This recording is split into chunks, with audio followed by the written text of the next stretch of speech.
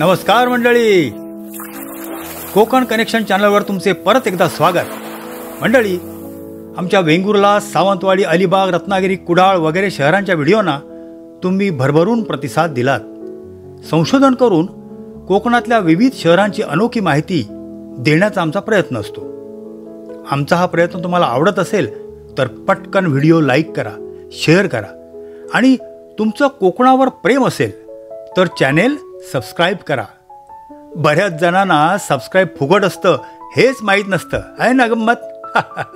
अहो, प्रोत्साहन मिळालं म्हणजे आम्हालाही काम करायला हुरूप येतो.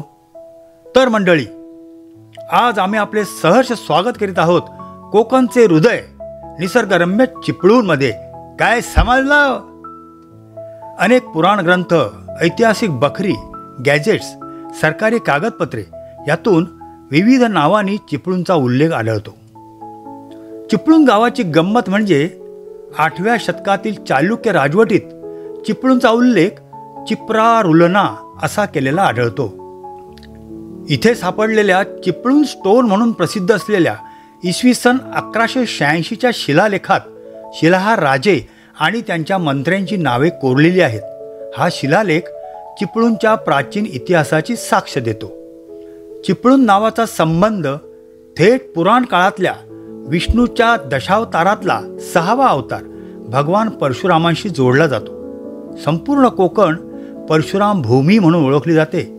दंतकथेनुसार त्यांनी समुद्रात बाण मारून त्याला मागे हटवले आणि कोकण भूमी निर्माण केली. इथला बाणगंगा तलाव हा परशुरामांनी जमिनीवर 5 बाण मारून बनवलेला आहे असे मानले जाते. चिपळूण हा संस्कृतीचाही मानबिंदू आहे. इथलं परशुराम मंदिर जवळजवळ 700 वर्ष जुनं असून त्यात हिंदू, मुघल आणि युरोपियन शैलीचा संगम दिसतो. हे कोकणस्थ चित्पावन ब्राह्मणांचे मूलस्थान मानले जाते. दुसऱ्या एका मतानुसार चिपळूण हे नाव शिवा पुलीन म्हणजेच शिवा नदीचा किनारा या शब्दावरून आले आहे. पुळणीचं गाव चिपळूण, त्याला चिपलोण असेही म्हटले जायचे. चिप या शब्दाचा अर्थ दलदल किंवा पाणथळ जागा असाही होतो. पूर्वी चिपळूण परिसरात अनेक तलाव होते. संपूर्ण परिसर पाणथळ होता. आजही इथे काही तलाव आहेत. चिपळूणमधील मध्यक्षेत्र मार्कंडेय ऋषींचा आश्रम आणि त्यांच्या यज्ञांसाठी प्रसिद्ध होता. चिपळूणवर अनेक राजवटींनी सत्ता गाजवली.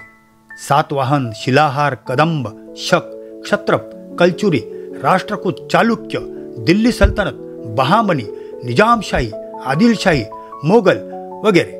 मात्र यात मराठा प्रमुख होते. 17व्या शतकात हे एक महत्त्वाचे व्यापारी केंद्र होते. जवळचा गोवळकोट किल्ला हा वशिष्ठी नदीवरील प्रमुख बंदर म्हणून व्यापाराचे केंद्र होते. शहरातील पाग नावाचा परिसर प्रामुख्याने सैन्याच्या घोड्यांच्या पागांचे केंद्र होते. 1617 साली छत्रपती शिवाजी महाराजांनी कोकणावर स्वारी करून चिपळूण स्वराज्यात आणले. गोवळकोटचा किल्ला जिंकून घेतला व त्याचे नाव बदलून गोविंदगड असे ठेवले.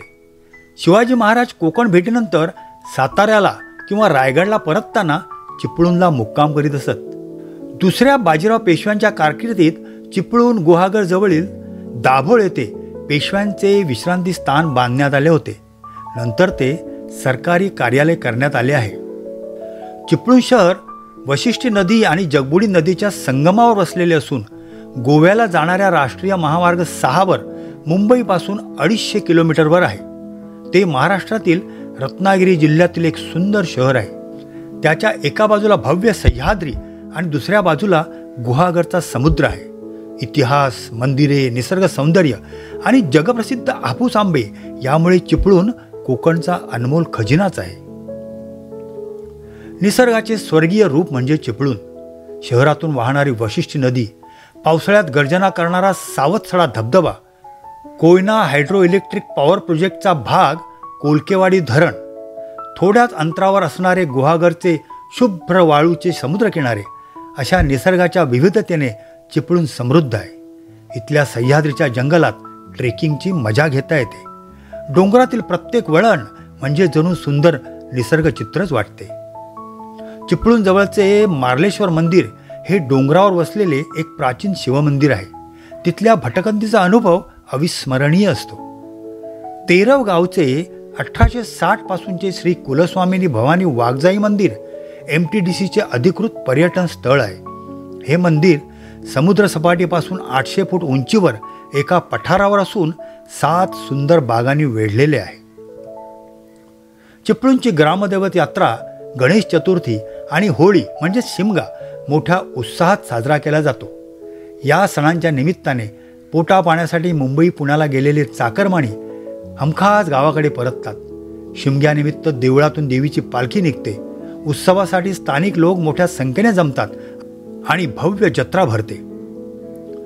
दक्षिण कोकणात जशी दशावतार नाट्यकला प्रसिद्ध आहे तसा चिपळूण पट्ट्यात बाल्या नाच लोकप्रिय आहे. याला जाखडी नृत्य किंवा खेळे नमन असेही म्हणतात. आकर्षक रंगीबेरंगी कपडे घालून ढोलकीच्या तालावर कलगी तुरा नाच केला जातो. इथली माणसे हे नाटकप्रेमी आहेत. चाकरमानी मुंबईत नाटकाची तालीम करून ती आपल्या गावात सादर करीत असतात. चिपळूणची लोकसंख्या सुमारे 1 लाख असून साक्षरतेचे प्रमाण लक्षणीय आहे. चिपळूण शहरातील दातार बेहरे जोशी महाविद्यालयाची स्थापना 1965 मध्ये झाली होती. मंडळी, सोशल मीडियामुळे जगभरातली माणसे सहजपणे एकत्र आली आहेत. तुमचे गाव कोणते ते कॉमेंटमध्ये जरूर सांगा. चिपळूणमध्ये 155 वर्षे जुने लोकमान्य टिळक स्मारक ग्रंथालय आणि संग्रहालय आहे, ज्यामुळे दुर्मिळ पुस्तके आणि प्राचीन कलाकृतींचा संग्रह आहे. शिवसृष्टी देरवण येथे असलेले वालावलकर छत्रपती शिवाजी महाराज संग्रहालय किंवा शिवसमर्थ मंदिर हे चिपळूणमध्ये आवर्जून पाहण्यासारखे आहे. छत्रपती शिवाजी महाराजांचा संपूर्ण जीवन इतिहास शिल्पे आणि पुतळ्यांद्वारे साकारलेला आहे. संपूर्ण संग्रहालय जणू एखाद्या किल्ल्यासारखे बनवलेले आहे. विंध्यवासिनी, विठ्ठलाई, गांधीरेश्वर, शारदादेवी मंदिर, विसावा पॉईंट, मल्लिकार्जुन मंदिर, पांडव लेणी, साने गुरुजी उद्यान अशी कितीतरी पर्यटन स्थळे चिपळूण परिसरात आहेत. लोटे परशुराम येथील MIDC अनेकांना रोजगार पुरवते. त्यामुळे महाराष्ट्रातून अनेक जण चिपळूणात स्थायिक झाले आहेत. कोकणातील देवगड रत्नागिरीप्रमाणे चिपळूणसुद्धा फळांचा राजा हापूस आंब्यासाठी जगप्रसिद्ध आहे. शिवाय फणस, काजू, नारळ, सुपारी, कोकम या सगळ्या पिकांचे इथे उत्पादन आणि प्रक्रिया होते. शहरात पर्यटन वाढले असून पर्यटकांना आकर्षित करण्यासाठी कृषी पर्यटन स्थळे आणि रिसॉर्ट सुरू झाले आहेत. गावाकडील जीवनाचा अनुभव घेण्यासाठी तुम्ही एखाद्या कृषी पर्यटन केंद्राला भेट देऊ शकता. वशिष्ठी नदीमध्ये नौकाविहार करू शकता. स्थानिक बाजारात कोकणी मेव्याची खरेदी करू शकता. खाद्यप्रेमी इथे अस्सल कोकणी खाद्यपदार्थाचा आस्वाद घेऊ शकतात. भात, माशांचे कालवण, सोलकढी आणि तळलेले समुद्री मासे, तांदळाच्या भाकरीची चव घेण्यासाठी अनेक जण इथे येतात. शहरातील अभिषेक आणि ST स्टँड जवळचे दीपक हॉटेल चविष्ट मांसाहारी जेवणासाठी सुप्रसिद्ध आहे. काही हॉटेलात तुम्ही चिपळूणमधील खास पदार्थ कोकणी चायनीज फूडचा अनुभव घेऊ शकता. मुंबई गोवा कोकण प्रवासातील हे मध्यवर्ती ठिकाण असल्याने इथे 2 ST डेपो आहेत. अनेक लक्झरी बस, खाजगी वाहने इथे विश्रांतीसाठी आणि भोजनासाठी थांबतात. इथे येण्यासाठी मुंबई गोवा महामार्ग हा मुख्य रस्ता आहे. चिपळूण कोकण रेल्वेचे प्रमुख स्थानक आहे. सुमारे 20 रेल्वे इथे थांबतात. कोकण रेल्वेचा प्रवास हा हिरवेगार कोकण पाहण्याचा अप्रतिम अनुभव असतो.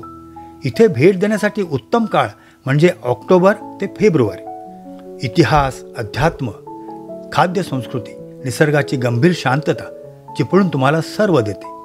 पुढच्या वेळेस कोकणात याल तेव्हा चिपळूणला अवश्य भेट द्या. इथले निसर्ग सौंदर्य, अतिथ्य अनुभवा आणि कोकणी खाद्यपदार्थाची चव चाखा. तर मंडळी, तुम्हाला कोकणातल्या कोणत्या शहराची माहिती हवी ते कॉमेंटमध्ये सांगा. या व्हिडिओत इतकेच. पुन्हा भेटू लवकरच. येवा कोकण आपलाच असा. धन्यवाद.